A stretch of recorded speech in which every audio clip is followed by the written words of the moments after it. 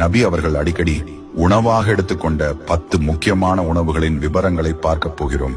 அத்திப்பழம் சொர்க்கத்தில் இருந்த ஒரு பழம் என்று குறிப்பிடப்படுகிறது. நபி அவர்களுக்கு மிகவும் பிடித்த பழமும் கூட இதுதான். வயிற்று கோளாறுகள், பைல்ஸ், மூட்டு வலி போன்றவை குறைய இது உதவுகிறது.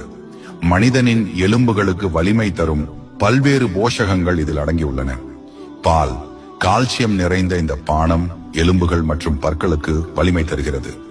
மன செல்வாக்கும் கண்கள் ஆகியவற்றின் சக்தி மேம்படவும் பால் உதவுகிறது. புனித குரானிலும் பாலின் மகத்துவம் குறிப்பிடப்பட்டுள்ளது. இறைச்சி உணவுகளின் ராஜா என் நபி அவர்கள் இறைச்சியை அழைத்திருக்கிறார்கள்.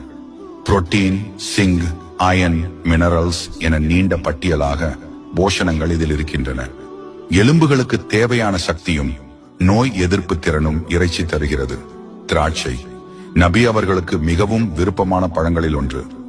ரத்தம் சுத்திகரிக்கவும் பலவிதமான ஆரோக்கிய நன்மைகள் பெறவும் இது உதவுகிறது. ஈத்தப்பழம் பைபர், விட்டமின்கள், மினரல்கள் ஆகியவற்றால் நிறைந்தது. நபி அவர்கள் தினமும் 7 ஈத்தப்பழங்களை உண்ணுவார்கள் என இமாம் புகாரி அறிவித்த ஹதீஸில் சொல்லப்பட்டிருக்கிறது. தேன் எல்லா நோய்களுக்குமான ஒரு இயற்கை மருந்துதான் தேன். தினமும் காலை உணவுக்கு முன் ஒரு கண்ணீர் தேனை ஒரு கிளாஸ் வெந்நீரில் கலந்து குடிக்க நபி வழிகாட்டியுள்ளனர். ஒலிவ் எண்ணெய் சொர்க்கத்தில் உள்ள பழங்களில் ஒன்றாக ஒலிவ் எண்ணெயை கூறுகிறார்கள். தோல், முடி ஆரோக்கியம், உடலின் நலத்திற்கு ஒலிவ் எண்ணெய் மிகவும் நல்லது. பார்லி போஷகத்தால் நிறைந்த ஊட்டச்சத்து உணவு. நபி அவர்கள் இதை அரிசி, கஞ்சி, ரொட்டி போன்ற வடிவங்களில் உண்டிருந்தார்கள். இது பல நோய்களை தீர்க்கவும் உடலை உறுதியாக வைத்திருக்கவும் உதவுகிறது. தர்பூசணி விட்டமின் சி, மினரல்ஸ் நிறைந்தது. நபி அவர்கள் இதை மிகவும் விரும்பி உண்டிருப்பதாக ஹதீஸ்களில் காணப்படுகிறது.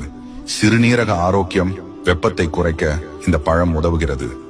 பூசணி நபி அவர்களுக்கு மிகவும் விருப்பமான ஒரு காய்கறி. அழுத்தம், ஆஸ்துமா, பல வகை புற்றுநோய்கள் ஆகியவற்றிலிருந்து பாதுகாக்கும் ஆற்றல் கொண்டது.